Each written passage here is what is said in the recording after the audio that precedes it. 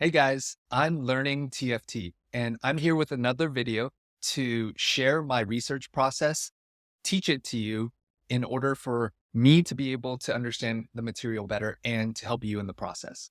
In this video, we're going to go through the best way to position every unit using MetaTFT's team builder because they have a per hex win rate that allows us to see where on the board is the best way to position.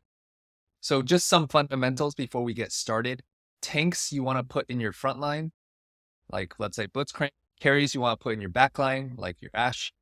Melee carries you want to put in your front line, like let's say you have an early Warwick that has a BT stair axe. You want to be first or second row, or you want to put it in between two tanks to keep them safe, or if you want them extra safe, you can put them one hex back. That's like general principle, but of course, depending on the unit and the abilities, they're going to have some different characteristics that we'll dive into. So we'll start off with Ashe. And Ashe is a carry, so you want to put them usually in the corners are going to be the safest. And a lot of times, Ashe, you're going to want to play with a Rage Blade. So you typically Rage Blade holders, carries, you want to just put them in the corner and make sure that your tanks are keeping them safe for as long as possible. So Ashe is a pretty simple one.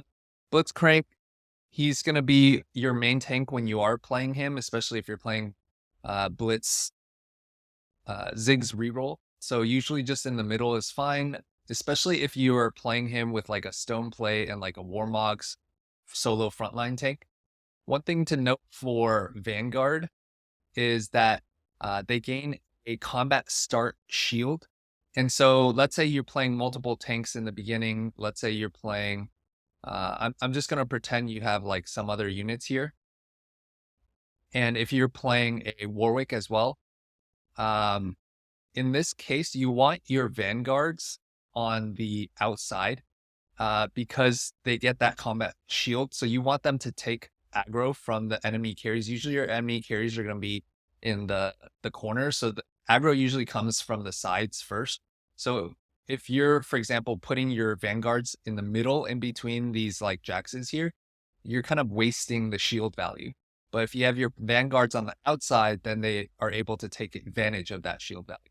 So it really depends on whether you have, for example, a solo tank in like Stoneplate, then you want to position him solo mid. But if you have a lot of frontline units, then you want to put them on the outside. Elise, she can pretty much go anywhere. Her win rate is actually, I suspect, is higher on the sides here. You can see 50%, 50%. My hypothesis would be that's due to her hero augment. If you have a really strong 3-star melee unit, putting them on the sides here is really strong because especially if they have a solo frontline tank here, and then they have like, let's say a unit here and they're carry back here, then she can wrap onto the back line and go and skip that really strong solo frontline tank. So let's say they have like a Rakan 2 with like the Crown's armor, or the Queen's armor and like Stoneplate Warmogs. That's a situation where putting your really strong melee carry all the way on the side, especially if they have like an Edge of Night or like a BT stair axe with a lot of sustain, then they can wrap around that really strong solo frontline tank. Jax, similar thing. Usually Jax is not going to be that strong, but if you're going multi-striker reroll and you have a 3-star Jax with like a Crown Guard BT, something like that, then again, putting them on the side here can explain why they have a higher win. The other thing with the melee carry is you can put them second row like on the side here or on the side here, and you can see that his win rate is much higher. It's like 51% here, whereas it's only 40-some% in the middle here. The other thing with Jax is if you do have him at 3-star and you have 4 Chrono in, or just in general with Chrono, you want them to survive until the Chrono freeze time occurs, because then he gets a bunch of boosts. He gets healing, he gets more AP. And so keeping Jax a little bit safer until that freeze time occurs is very valuable. So usually you want to put him like in between your tanks, or if you do have like BT Crown Guard, if you have Crown Guard, for example, which is quite good on Jax, he gets a 25% max health shield for 8 seconds. And so you actually do want him to take aggro in that case because you don't want him to waste that shield. All right, so Jace. Jace is actually really flexible because he starts off as a range unit and then transforms once he casts his ability, gaining armor and magic resist. So usually you want to start him backline or just somewhere not frontline and let him transform. You can see that putting him frontline usually kind of wastes the armor and magic resist that he gets after he transforms. So anywhere backline is fine. Usually another key concept is you want to focus fire, especially in stage 2. So let's say like you are weak and you are loose streaking. Even in that case, you probably want to be able to kill units. So let's say, well, more appropriate example would be, let's say you have like 3 portal. In this case, you could even like go something like this to focus down whoever's on the enemy's side right here. Whereas if you have them, let's say, spread out something like this, then if they have like 3 units or 2 units spread out here, then your Zoe's attacking someone different from your Jace, in which case you might get them both to low HP but not kill them. And the way player damage works is that you get a base stage damage if you lose, and then for each unit that survives on the enemy team, you take 1 player damage as well. So every unit that you kill makes a big difference in your overall HP. And if you play enough games, you'll know that you'll have some games where 1 HP or 2 HP can be the difference between an entire placement. So making sure that you try focus fire in the early game is really important. Lilia, she's a tank, so somewhere in the front line makes the most sense. One thing to keep in mind with Bastion is similar to Vanguard. Bastions get a double armor and MR bonus in the first 10 seconds of combat. So similar to the earlier analysis, you want your Bastions to be able to be on the outside. So let's just pretend Jace is some melee carry. You want, instead of something like this, where these units are taking more aggro in the beginning, and then you're kind of wasting that armor and magic resist, you want your Bastions on the outside, since the aggro usually comes from the sides. Of course, that could vary depending on how the enemy is positioned, but usually in the early game, everyone's like, I think 80% of the games, like everyone's kind of positioned where their carries are down here, and then the enemy is up here. So if you happen to have like an all melee team with Bastions, so I don't know what might look like. Let's say you have like some warriors, even though warriors aren't very good right now. So let's say you have like a Kali and Mila. Where's so usually, let's just say you have something like this. You don't want your Akali on the outside because she's taking aggro right away. All right. So Seraphine. Oh, one other thing with Lilia is she heals from her ability, then deals magic damage to adjacent enemies. So the thing with Lilia too is her stats are going to be skewed here by the comps that she's played in. Right now, she's mostly played in 5 Fairy Callista board. And so I suspect the reason she's not very good in the middle is because you usually want your solo frontline Stoneplate Recon in the middle. But in the case that you're playing high horsepower Lilia, having her in the middle is actually not that bad because she deals magic damage to adjacent enemies. And so I'm not exactly sure how this data is. It probably is not really accounting for how to play Lilia in her hero augment case. The downside of the middle for her, if you have the hero augment, is that she can't wrap on the enemy, which I suspect might be why the sides here could be pretty good, especially like the 56% here or 55.7 here. If you start her second row and try to wrap around to the enemy carry, that might be pretty strong. Namzi, similar to Ashe, we were just talking about corners are going to be better for your carries. But if you're using the Dragon Wound, Burn and Wound ability, and you have the Dragon upgrade, which hits 4 targets, and even his default ability does 50% overkill damage to the closest 2 targets. So if you're using him as a source of anti-heal, then actually putting him in the middle could be good. You want to put the anti-heal on the strongest enemy tank. So let's say, again, they have a Rakan 2-star in the front here. Putting Namzi in front of that tank to get if you have Dragon for Burn and Wound is particularly useful. Poppy, kind of same thing as we discussed for Lilia. You want your bastions on the outside of your front line. And I suspect the reason the win rates on the sides here again are strong is probably the hero augment, which you wallop. You want to wrap around them, around their main tank.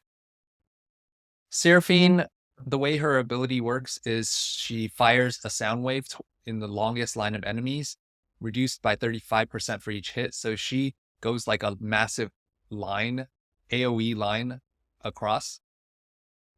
So usually she's going to be better in the corner. This is particularly interesting here. I was not aware 43% is particularly bad, I guess, going this diagonal. So probably here is better for this diagonal. I guess you hit more units. I'm not sure if her diagonal here even hits the enemy corner if the units are lined up. I think it should, but if for some reason you have a 3-star Seraphine, or you're using her as an early game like Morello holder, you usually want to scout the enemy and figure out how to go opposite corner of their carry to snipe them down. And so this data might also just be skewed again by Seraphine. If you are playing her in the late game and Mage isn't very good right now, you're probably playing her with Fairy, Callista, Vertical, and usually you play 5 Fairy, and Seraphine's not even included in that team. So if you are playing her, you're probably playing 7 Fairy, which means that you're playing Callista, who wants to be in the corner, and you're probably playing Milio, who probably wants to be in a corner. And so then putting her in a corner is just not good. So a lot of the times for these like not great units who are more so trait bots, their stats are not going to be that relevant. Soraka, she deals damage and then deals damage to adjacent enemies and heals a nearby enemy. So the way you want to position her if you have a 2-star Soraka early is somewhere in the middle is better, because you want her to hit adjacent enemies. So let's say there's 2 tanks right here, or let's say the enemy has 1, 2, 3 units in their front line. Then I should be using like a blitzcrank. So 1, 2, 3. Then you want to put her to hit the middle one, because then she'll actually hit all 3. Whereas if there are 3 in the front line, but you're positioned in the corner, then you're only going to hit 2 of the enemy units. And the other thing is you want to put your units, ideally, to your tank in front of the enemy tank as well, because it will heal a near... Oh, actually, it doesn't necessarily matter that they're adjacent, but it'll heal the nearest ally. So you want to put your strong... Like, let's say you have a blitzcrank with like a redemption and a stone plate. Okay. You want to make sure that that tank is the closest enemy to the one, or closest ally to the enemy that's being attacked. And so if you have another, let's say you have a Warwick, you don't want to place like here, because then let's say Soraka's attacking this, and then cast her ability, but then it'll heal the Warwick, which is a lot less valuable than if it's healing the Blitzcrank, because you want to heal something that has like resistances, especially if it's like a 2-star versus a 1-star here. That's where you can get a lot more value. Twitch, the way Twitch's ability works, pierces a shard of ice that sunders and deals physical damage, reduced by 10% for each enemy hit. So he's kind of like Lux from previous sets. He fires across in a diagonal. And they improved the AI in this last patch, so he'll hit more targets. If we look at this, corners are basically going to be the best. And similar to Seraphine, you want to actively scout and put Twitch opposite corner to where the enemy carry is. And depending on how the enemy's lined up, sometimes it could be worth it to like put it here if, for example, they have a unit here and on the opposite corner. But in general, it's just going to be safest to put on the sides. Warwick really depends on, again, Warwick is a unit where unless you're playing Corrupt Vampiric Scepter Warwick, which is quite good. Where's Corrupt Vampiric Scepter? I can't find it. Okay, well, oh, here it is. Let's say you're playing 3-star Corrupt Vampiric Scepter Warwick, then you want to put him, usually, again, melee carry you want to put on the side, so 51% win rate, 52.8 here. So it's just a little bit safer to start him second row, especially in late game where you don't want him to take too much aggro, and especially if you have Rage Blade built with him, then you want him to have time to be able to scale up. So putting him, like, let's say on the side here with like especially if you have like a Blitzcrank 3 with tank items, then putting him here or here lets him kind of wrap around, but also prevents him from taking aggro. Although taking aggro isn't necessarily bad with Vampiric Scepter, since he can just drain tank. So it really depends on how strong you think the enemy carry is. Like, let's say it's a Rise on the same side, then you actually don't mind, because Rise does like kind of AoE damage, which will kind of just tickle Warwick. And Rise is going to hit Warwick on the same side anyway, because Rise hits the 4 closest units. Whereas if it's a high single target, let's say they have like a Callista here and a 2-star Rakan with super strong tank items here, then you might want to just second row him so that he's a little bit safer. All right. Ziggs. So Ziggs is particularly interesting. Ziggs throws a bomb at the farthest enemy and it explodes. So he's, again, kind of like Seraphine and Twitch, except the bomb will explode on the first enemy hit. It won't go through the enemies. So you actually want to try to position Ziggs in a way that will bypass the enemy front line and go straight to the backline carry to take them out. That's the win condition of how you win with Ziggs. And so you can see here that this position is his best by a good amount, followed by the corner. And this one's not bad either.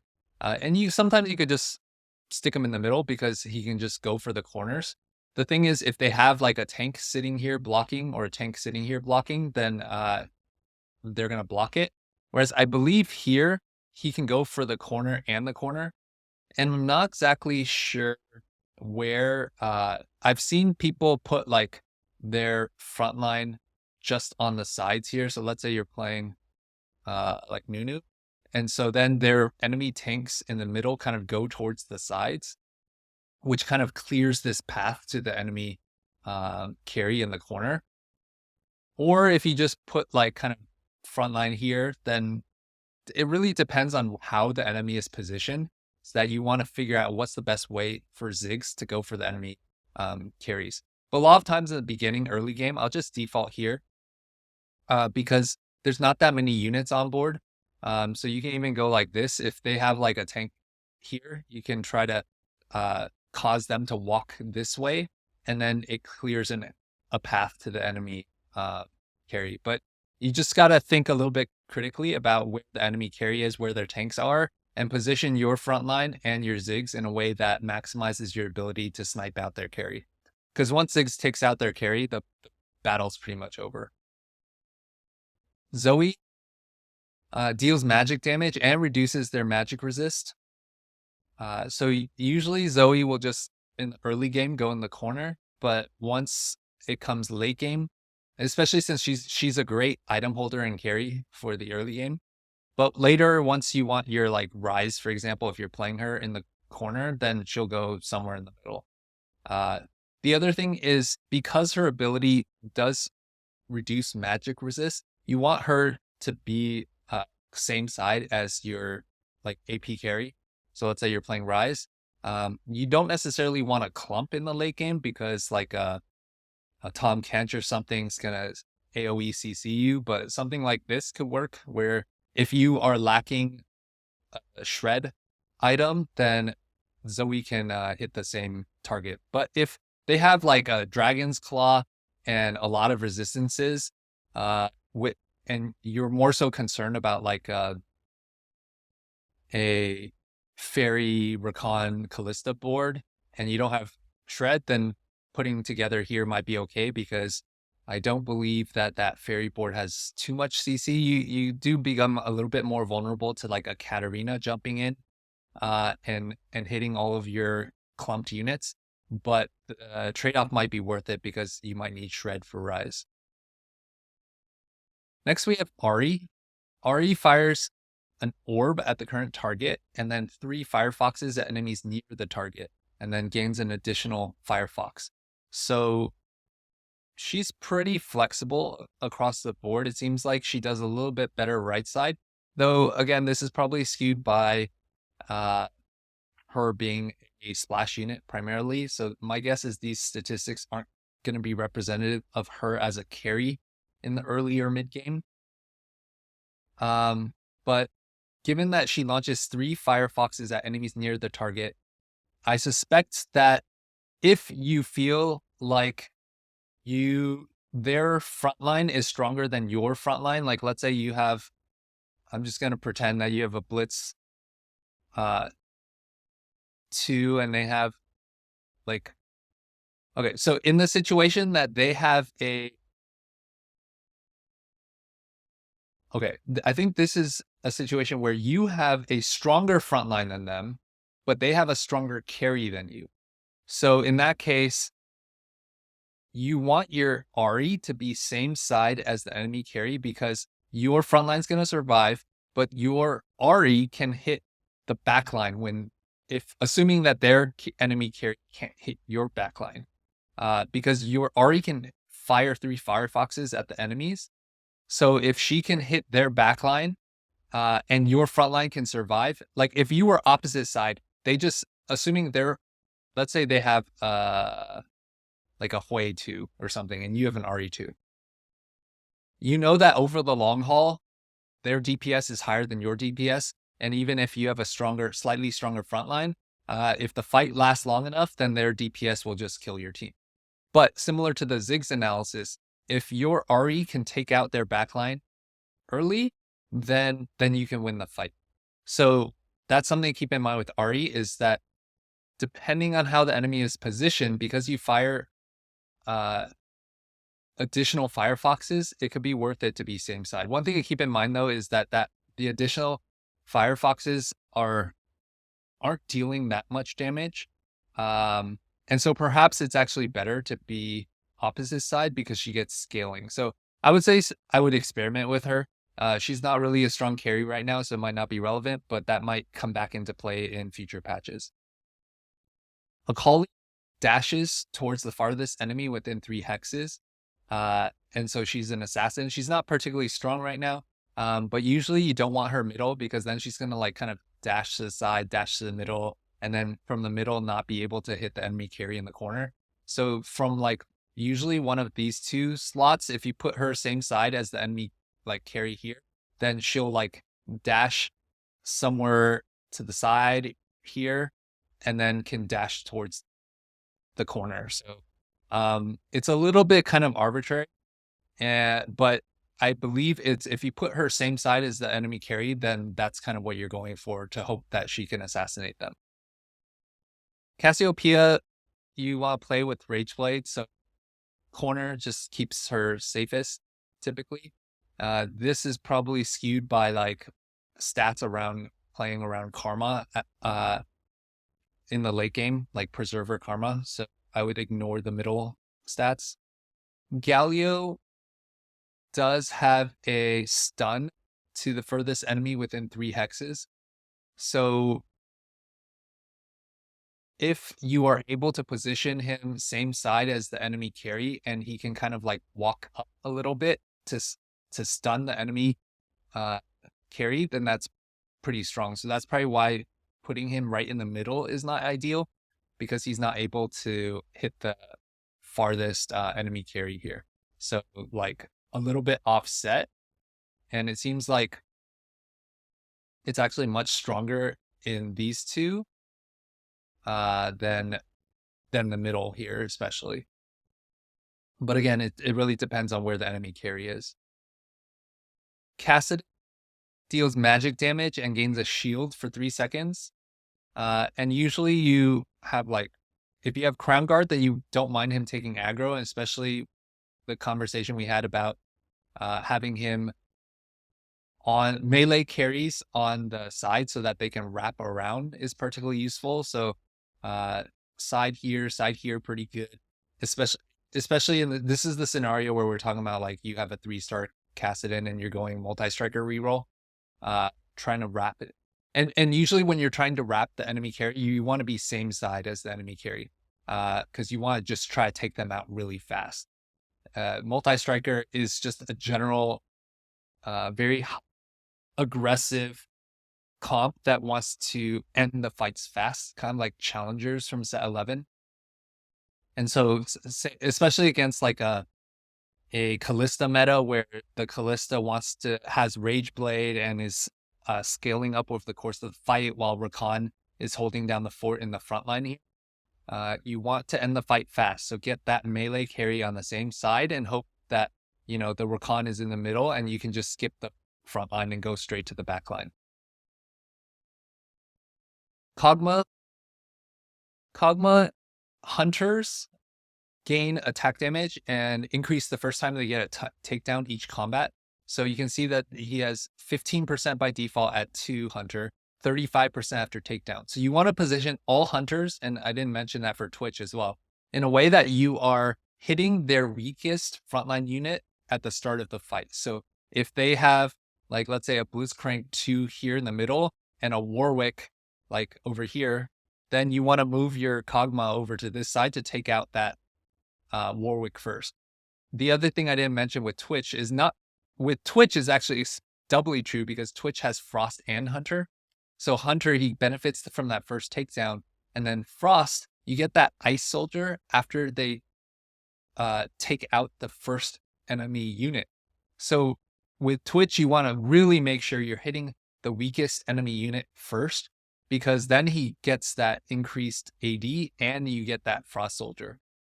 And that could easily be the difference between whether you win or lose a fight with Twitch. Going back to Kog'Maw, he also, with his ability, hits adjacent allies with a wad, where you gain attack speed. And that hits adjacent units.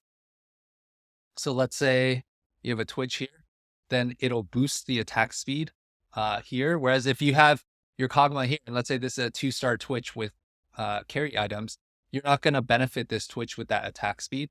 So this is like Senna from set 11, which is why you can see in the backline stats, this hex has a 51.1% and this has 50.5% win rate.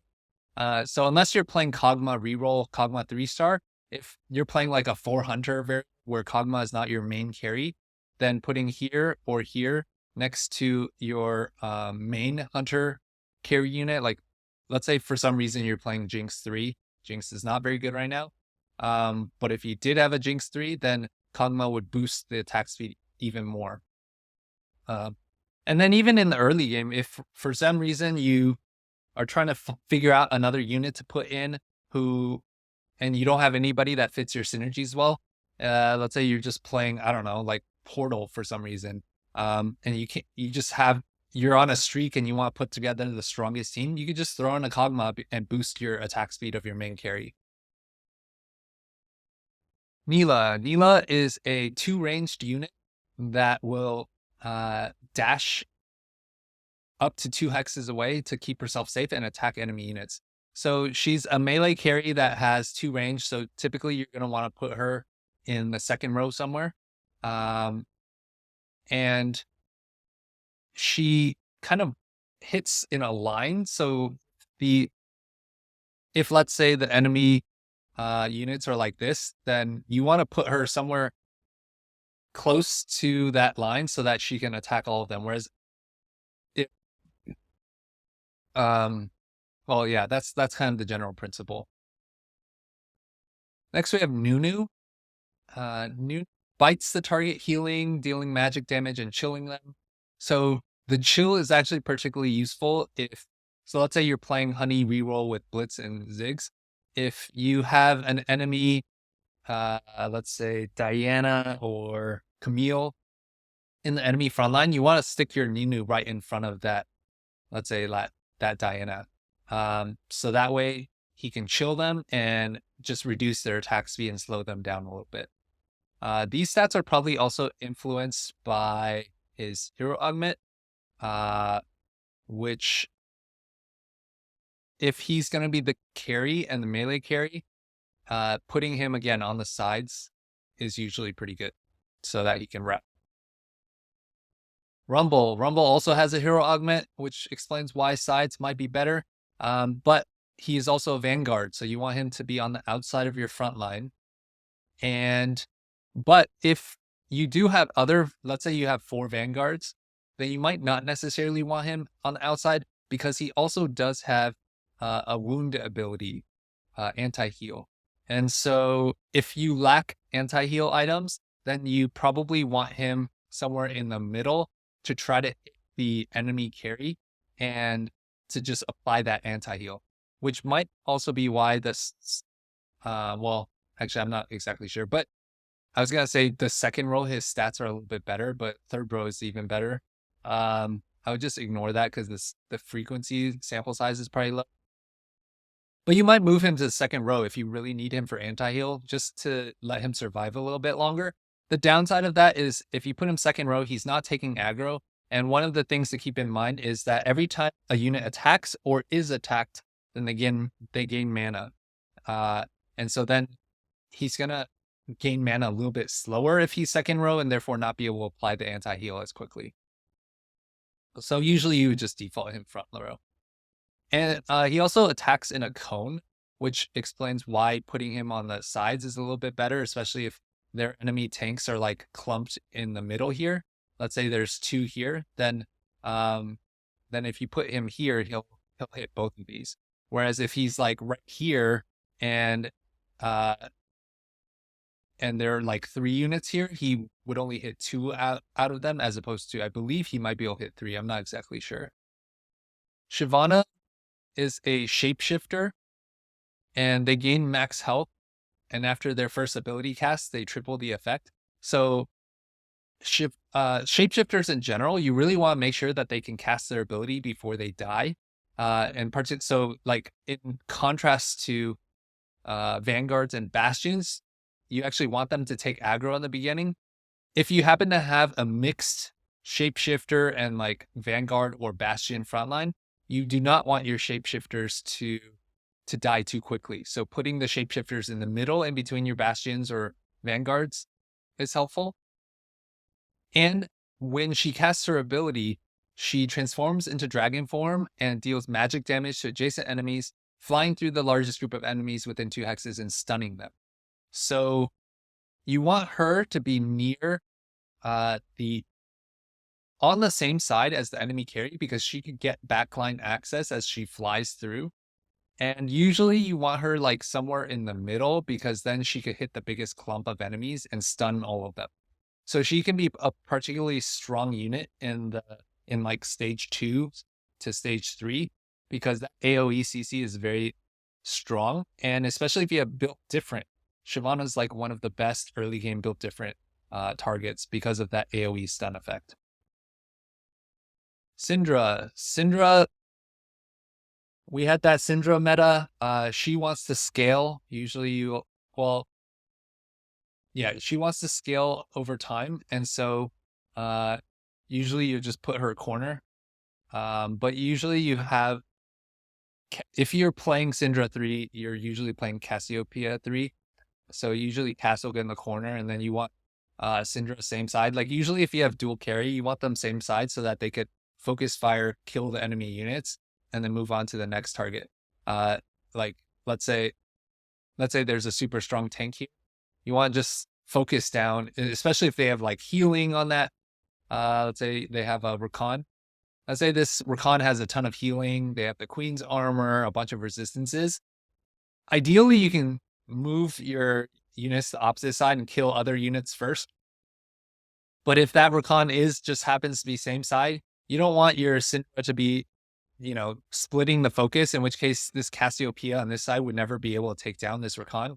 You want all of your damage focused on that same side. Tristana fires a cannonball and knocks back any unit that's close 2 hexes and stuns them if they're within 2 hexes of Tristana. So usually in the early game, you just put her corner if she's your main carry.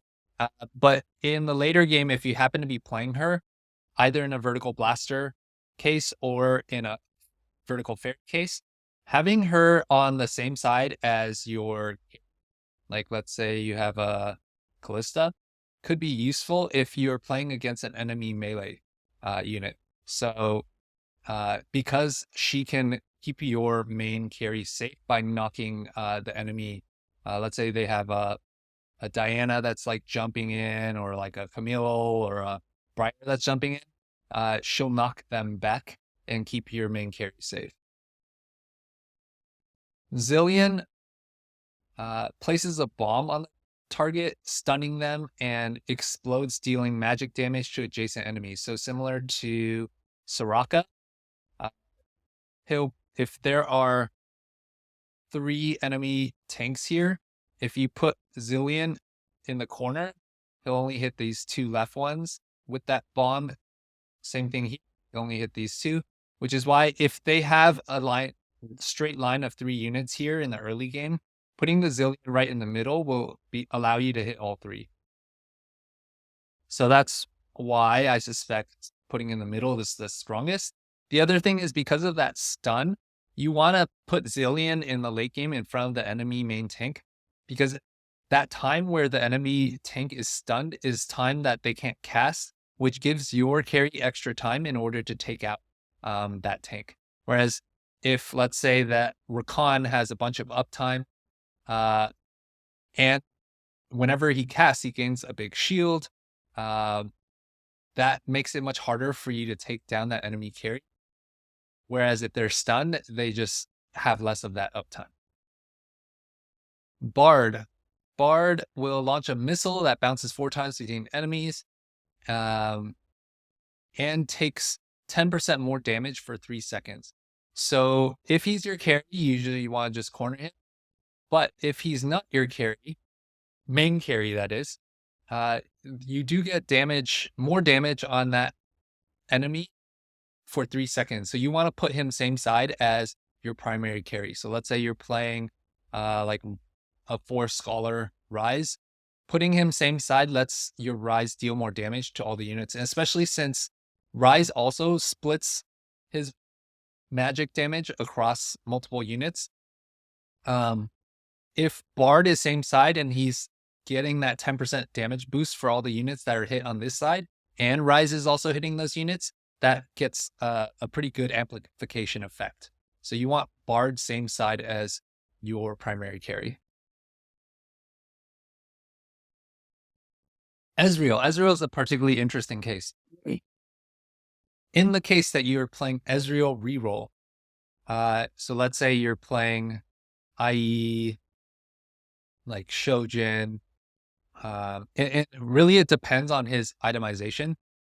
So like red buff or something. You the way his ability works is it will blast in a wide line through the target, reduced by 25% for each enemy it passes through. So similar to like Seraphine or Twitch, it's kind of like an AoE wave. So corners are where he's going to be the safest. But similar to Ziggs, these three middle ones are pretty good because then he can hit all of these. Whereas depending on how the enemy is positioned, if let's say he's like all three here, and then like, let's say enemy tanks are in the middle here, and then their carry is up here, then Ezreal's not going to be able to hit their enemy carry. Whereas if they're here and up here, but your Ezreal is in the middle here, then he can hit all of this. So that's why it appears that Ezreal's stats are the highest in the middle here. But one other thing I want to call out is solo frontline Ezreal. If you have the right item, so this would probably be more like a BT and a Hodge setup. This is primarily if it's like 2-star in the mid game, if the enemy doesn't have that much burst in their enemy carry, or you have a 3-star Ezreal. And again, if like the enemy has like a Veigar with a bunch of burst, you probably don't want to solo frontline him because he might just get taken down right away. But usually he's not going to die right away. And then his ability will cause him to blink back and then fire. So putting him frontline allows him to take aggro, which increases his mana bar. And then he's not going to die. He's going to jump back and then fire. And then he's going to heal back up with the double healing. And especially this Bloodthirster gives him a max shield, which really makes sure that he doesn't die right away. But that first blast is basically free because he'll heal up and he's keeping your other units safe. And he just gets like a head start on dealing a lot of damage to the enemy. So frontline Ezreal in the right setup with your items could definitely be a thing. Hecarim, if you have him as a carry, his active cleaves adjacent enemies. So you want him to be, if the enemy has 3 tanks in a row, you want him to be in the middle. So let's say it's 3 here, then you don't necessarily want him on the side because then he's only cleaving 1 unit. So that's why the somewhat towards the middle is a little bit more useful if he's at 3-star, or if the enemy has a super strong solo tank, that you might not necessarily want him in the middle because again, melee you want on the side to try to wrap around.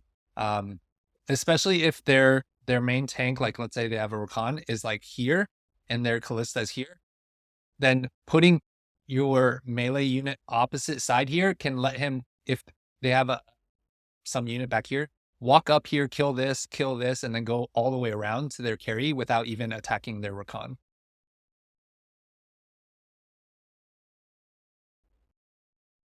Hui. So Hui is just your standard carry. He does hit the lowest 2%, lowest percent health enemies every 3rd cast, but that's not positional dependent. So for the most part, if he's your main carry, you just want to keep him safe in the back line. Jinx, usually you have Rage Blade on her, so you want to put her safest spots are here. Katarina has anti-heal ability. She also blinks in to the largest group of enemies and applies that wound and attacks a lot. So usually you want her somewhere that can attack their enemy carry. So same side, if their carry is here, then here's good. If their enemy's here, but middle's always safe. But again, slightly to the left or right, similar to Akali, is useful to try to get the enemy carry. Mordekaiser is a Vanguard. You want him outside, but his position doesn't seem very dependent. Neeko. So one thing about Neeko's ability is that she hits 3 nearby enemies and stuns them for 1.25 seconds. So you want, similar to Galio, you want her to be same side, a little bit outside as the enemy carry. So if the enemy carry is like over here, then if you put her on the side, then you can guarantee that her ability will stun here if there's not 3 units right in the middle. So that's probably why her win percentage is slightly higher on the sides than in the middle. Shen also has creates 3 volcanic ruptures on the closest enemies, which stun for 1.5 seconds. So same thing with Nico. If he's on the sides, then he'll be able to stun the enemy carries up here if they're the 3 closest. Swain is a shapeshifter and increases his health over time. Usually you just put him in the middle somewhere. Doesn't really matter too much. Vhagar is, if you're playing Vhagar as your main character, you want to keep him safe. So corners are usually going to be best. He does burst down enemy units. So you just want to kill units early. Just put him on the same side as like the weakest enemy carry, because he has a lot of DPS. Or weakest enemy tank. Vex. I mean, usually you're not playing Vex right now. But if you do have a 3-star Vex, he does gain a increased shield, increased by 5% for each enemy targeting Vex. So usually you're playing him with like a stone plate. And you would just solo frontline him. And yeah, the stats are all pretty similar. Same thing with Wukong. You usually play Wukong with a stone plate. He gains 40 armor and magic resist in the beginning of the fight. And he spins attacking adjacent enemies. So again, from a damage perspective, you just want solo frontline with like double stone plate. So 49.8% has highest win percentage in the middle here. Fiora has a dash, leaps backward, gains durability, sweeps through the most enemies possible within 2 hexes. So you don't necessarily want Fiora on the edge taking too much aggro in the beginning, but rather she's going to like sweep through and then hopefully get access to the back line. So just middle 3 hexes here are pretty good. Just will deal damage to all of their front line and hopefully eventually get to the back line. Whereas like if you're over here and the enemy carries way over here, it's going to take her a long time to like kind of do her sweeping all the way to the back line. Whereas if you're right here, she might be able to go straight to the back line on her first ability. Gwen is a 2-ranged melee AP carry, and she scales over the course of the fight by increasing the number of snips every time she casts her ability. So you want to keep her safe, and usually you're going to put her second row somewhere. If you have adaptive on her, then you might want her third row to get the AP and mana regen, because that mana is really important to scale her snips. But usually you just put her same side as let's say you're dual carrying a Karma. Put her same side so they can focus fire. If you have also a Fiora, then you could just kind of put them all attacking the same target to kill the enemy units faster. Kalista, you're going to play with Rage Blade, so corner stats are best. Yeah, either corner is fine. Usually you want to if you're playing a Rage Blade carry, usually you want to go opposite side enemy carry, especially if they're playing like a Karma or they're playing a Rise. If they're Rise or Karma on the same side, they can get backline access to your Kalista and kill you, especially for Rise, before your Kalista scales up. So your win condition with Kalista, especially if you have double Rage Blade, is to just get so much attack speed that they can't stop you, which means you want to be opposite side the enemy carry. Karma hits a temporal rift to the closest unaffected enemy, and she'll fire 2 of them. And she's a great Morello spreader. So let's say you have like a blue buff and like red buff or Morello. She can spread that. Corners are going to be her best spots. You want her same side as the enemy carry if they have less burst than you and want a scaling battle.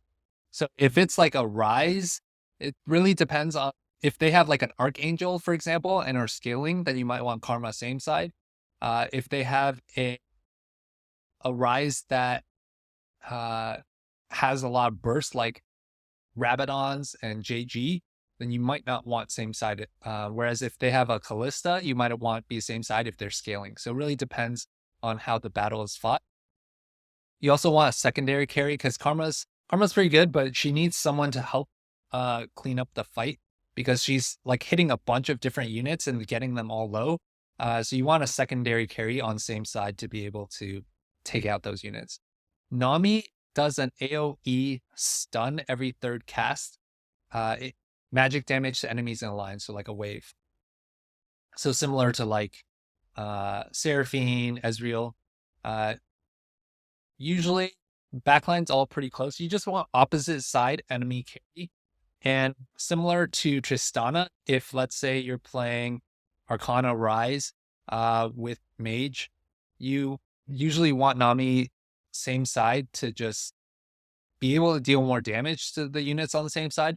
And the stun makes sure that any melee carries that might jump in, like let's say a Fiora is like jumping in and the Rise is taking aggro, then this Nami can stun that Fiora.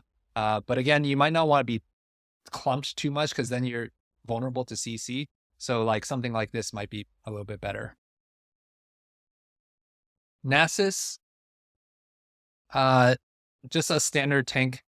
Not too much difference in terms of ability as far as like positioning goes. So anywhere frontline can pretty much do. Okay. Olaf, when he leaps or when he every 4 attacks and when changing targets, leap at the target and deal a bunch of damage and bonus damage. So if you have a mana item on Olaf, actually putting him 3rd row, I believe I saw this somewhere that if you start him 3rd row, he doesn't actually have a target selected yet. And if he has enough mana to cast right away, then he will like walk up, pick a target, and then leap. Whereas if he's already front row, he already has a target selected at the start of battle, and he's not switching targets, which means that his passive does not get activated. So I suspect that's why like here, the 3rd row has some 52%, 51.9% are his highest. And then up here, like sides are good for the same reason that if for some reason they're like Rakan is like here and Callista up here, and you could just like jump to the back line and then leap around to kill the enemy carry before their super strong front line is taken out. That's why the sides are going to be higher win rate. But if you have like a Hodge or something, some mana item, then putting 3rd row can be good. And then in general, you don't want him to take too much aggro in the beginning. So 2nd row can be good here or here behind like your main tank. Like let's say you have like a Diana, 2-star Diana with tank items, or like a Diana with like a Taric, or you have like a Nasus or something. Just you want this main tank to keep Olaf safe. Unless you have like an Edge of Night. If you have an Edge of Night, then you can put him like up here, especially if you're sure that, because if the enemy carry is here, you're hoping that the enemy tank is not like right in front. You know, if Rakan's right here and Olaf is stuck on this, you're pretty much screwed. So that's why here's a little bit safer, but Edge of Night drops aggro. So it could be worth it putting frontline in certain situations. Rakan, usually you just want him solo frontline mid with like a stone plate. Very strong. Rise, we talked about a little bit. Corners are usually going to be the best, and because his ability splits magic damage amongst the closest 3 enemies, you want him same side as the enemy carry, especially if their front line is super strong. So the win condition, especially if you have Archangel, which is one of his best items, and almost like necessary if you're playing against a bunch of Callista boards, hitting that enemy backline allows you to skip that super strong Rakan tank that is really hard to take out. Tom Kench does an AoE shockwave towards the furthest enemy within 4 hexes. So putting him in the middle does not hit the corner, which is why slight right or slight left usually is a little bit better. I suspect middle in the stats is pretty good just because here you decrease variance and will be able to hit a lot of units, but you don't necessarily hit the corner. So if you have, especially in late game, if there are only 1 or 2 opponents and their carries predictably on one side, then you just want to put him usually third hex from the right or left on the same side as their carry. So then he can hopefully AoE stun that carry. Tark. His ability gains durability for 4 seconds and attracts nearby projectiles. And he releases a Nova that deals magic damage in a 2 hex range. So Bastions, again, you want to be on the outside if you have a bunch of frontline. Usually in the middle here, middle 3 is fine. Especially because his ability will also deal damage to units in a 2 hex range. So just centering will allow him to hit more units.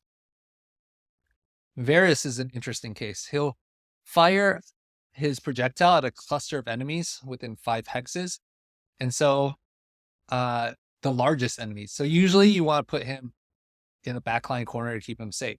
But there are cases where you actually might want to put him second row from the bottom on the side, on the same side as the enemy carry, especially if they're clumped. Because again, going back to the Callista example with Rakan, if the Rakan's here and your Varus is in the corner here, he can hit pretty much everything in the middle, but not the corner if the Callista is here. So if you move this Varus over to the second row and the Callista's up here, you can maybe snipe down the enemy before the Rakan dies. So you would want him to be same side as the enemy carry in the second row if they're clumped. If they're not clumped, you just move back.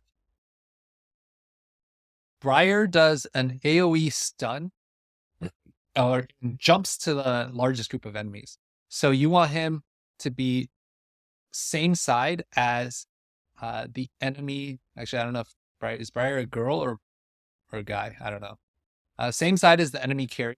So like, but in the middle, similar to Tom Kedge, can just be pretty safe. But usually I would say like, that's why I suspect 57% and 55% here over these two. This is just very safe, but one of these three and prioritizing the same side as the enemy carry is where he can get the most stun effect. Camille is a melee carry, also does a knockback and stun. So Camille in front of the enemy tank could be useful if she is your main carry, because she could just put like the Rakan out of position and give your team an advantage. Also creates a containment zone around the target where she gains 30% durability and attack damage while in the zone. But you can see that her highest win rate is actually on like kind of like the side, at least on this side, and also over here. So she's still a melee carry. So being able to wrap around and get access to that backline is very valuable, especially since she kind of does a hook shot and jumps around a little bit. Diana will dash within 2 hexes to hit the most enemies possible, and then also chills them. So you want her kind of same side as enemy carry, usually in the middle 3, so similar to Briar. And you want to get value to that chill effect, and she does damage to AoE damage to units. So you want her to be same side as the enemy carry. If enemy carry's on this corner, go here. Middle is always safe if you're not sure, or if you have multiple opponents who are kind of split in where they're positioned. Milio throws completed items. So Milio is a good like kind of utility unit. So it doesn't really matter where you're putting him. Usually if you're playing Milio, you have like a Callista. So that's probably why the corners are not as good, because you want to save that for your main carry. Morgana is a 2-range unit that deals out a lot of damage, seeks out the 4 closest enemies within 3 hexes. So If for some reason she can wrap, that could be good. But usually you just put her second row in these middle two, since you want her to be able to hit the most units with her bats. Uh, and this gives her like kind of widest axis in the middle. Nora and Yumi. So the usually she's not your main carry, so just somewhere in the middle here is fine.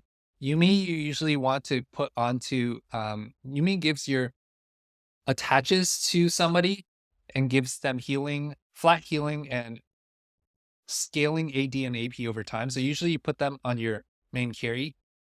So let's say that's Rise if you're playing like a portal line. Or if you have like a strong melee carry, like let's say you have a Diana, then you could put like a Diana 2. You can get scaling AD AP. Well, mainly the AP is valuable, and healing.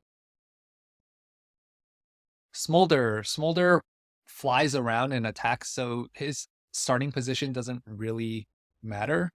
So anywhere can really work. Xerath launches a bunch of arcane blasts at the closest 5 enemies. So you probably want to corner him to keep him safe, but you want same side as enemy carry because he hits the closest 5 enemies. And if you can snipe that backline carry before he takes out your front line, then usually you win the fight. So that's all of the units in set 12. And hopefully you found this video helpful. There were any analysis that you disagreed with or you have additional comments on, I would love to hear your thoughts in the comments. And if there are additional videos like this, different research or ideas that you want me to talk about, please let me know in the comments. Thanks for watching, and I'll see you in the next one.